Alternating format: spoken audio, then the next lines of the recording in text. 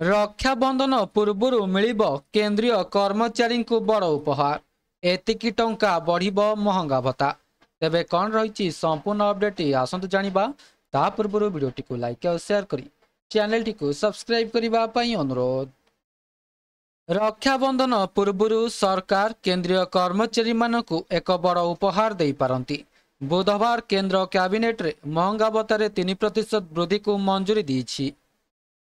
जुलाई रु डिसेम्बर 2025 महंगा भत्तारे 3% वृद्धि सहित यह भत्ता वर्तमान 55% रु 58% को वृद्धि पाइपारे।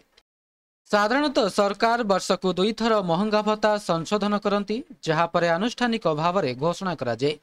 सरकारी कर्मचारी मानकु डीए दिया जाइथाए, जेतेबेले पेंशन भोगी को डीआर दिया जाइथाए। साधारणतः सरकार प्रति 10 वर्ष रे एक वेतन कमिशन गठन करी कर्मचारी दरमा समीक्षा एवं संशोधन करती।